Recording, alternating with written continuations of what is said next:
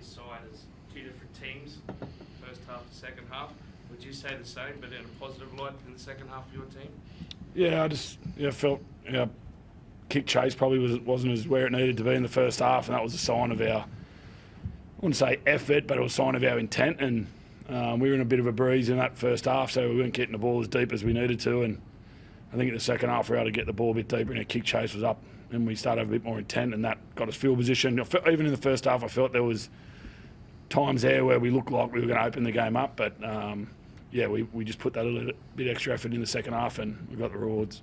Cody Walker was brilliant in the second half. JD really did step up and put his stamp on the game. Yeah, he did. He's again, we weren't getting field position. We were coming deep out of our own end for large parts of that first half, and we weren't able to get the ball into his and Latrell's hands, and that's what we spoke about at half time. If we front load our energy and get field position, then we get the ball in Cody and Latrell's hands, and we get to see what they can do. He really was a difference to the way, like his vision and some of his passing just picked the Dolphins apart. I've said it before. When he gets himself in the game like he does, he's the best 5'8" in the game, and he's a pleasure to coach when he's in that kind of mood. You must have been pleased with the way the side did respond. I mean, they're tough to beat, the Dolphins. You knew that, but your side had to dig deep and come up with something. Yeah, I said that after the game, that I was really happy with their response, and they're a really honest group.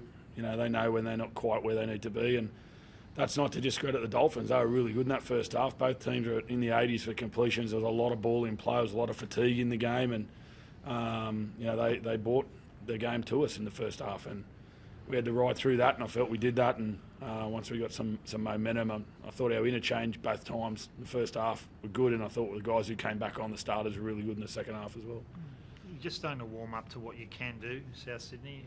You've blown teams apart, put lots of tries on in quick succession. Is this sort of where you're headed? Yeah, I think so. Yeah, I think we're lukewarm. There's still a fair bit to go yet, I think. Really helped having Jai back tonight. Getting Junior back will make a big difference as well, and you could see the influence Jai had on Cam and Cookie as well, and freed those guys up a little bit. And yeah, so we're building in the way we want to be, but we've got some really tough games coming up, and we've got some areas we need to improve in if we want to get the results in those. What difference does Jai make to you, Cameron? I don't think he's played since round one. So, from your point of view as a middle forward, what's he done for this team tonight, and what can he do? I love playing with him. His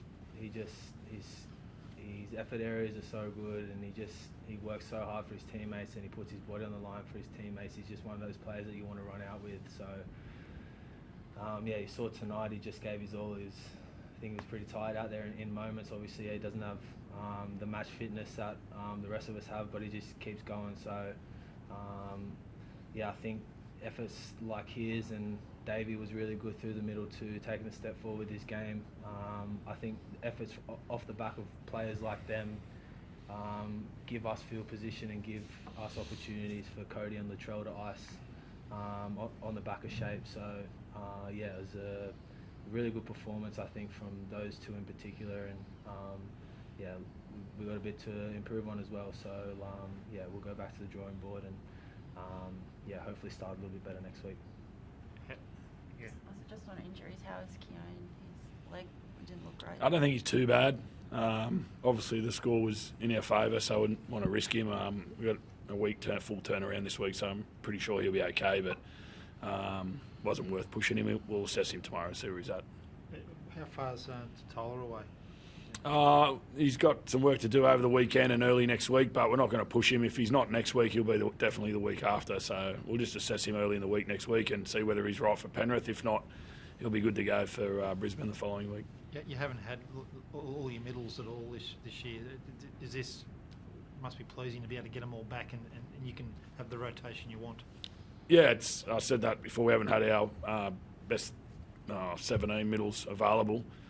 We get Liam Knight back too in the next couple of weeks. He'll start playing some footy through reserve grade, and he's been outstanding for us. So in his rehab, so he's another one it'll bolster the pack, and the guys that are there are doing a good job. So there's some good competition for places there.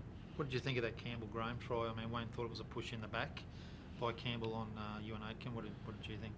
I think they're both contesting the ball. He's backing into him, so I mean he's trying to get the ball. The other bloke's not trying to get to the ball. So I mean, I don't think it makes a big difference in the game, to be honest. Jody, where do you stand on the sin bins? Because you guys were in control when Kenny Bromwich went off, but he went off for a sin bin and a HIA. Milne, who was the player who actually got hit, came off and went straight back on again. So do you feel like the Dolphins have been penalised twice with that sin bin and being down to 12 men?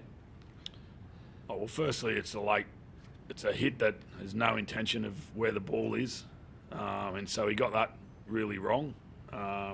And he's lucky that he probably doesn't hit Tane as aggressively as he could have in the head. So, but yeah, on whether it's right to get one off and back on, it's a bit of a grey area. And I think if you don't lose a player, it's probably some reason to see that is a double hit. But again, they're the rules. So, it's last year it was anything on report, you could come off and go back on. So they have tidied that up. But yeah, it's something to look at, I suppose. What's it like getting one over Wayne, JD? Not too many people have a winning record over Bennett. Yeah, that'll do us, eh? Well, don't we play Dolphins again? So, not for the regular season. Yeah, no, look, it's been, I said it before, it's kind of exciting, that I've get to work with him and be mentored by him for so long, and then to be coaching in the NRL against Wayne Bennett is, for me, it's quite surreal. But the reality is we don't play. So as much as I enjoy it, and it's a great challenge as a coach, these guys do all the work. I just get to critique them and ask them to do more. But players were outstanding tonight, and credit goes to them. How long do you wait before you ring him, JD? I just nip in on the way out here, just say hello. But I speak to him regularly. So we haven't spoken this week, but I'm really looking forward to going and have a chat with him now.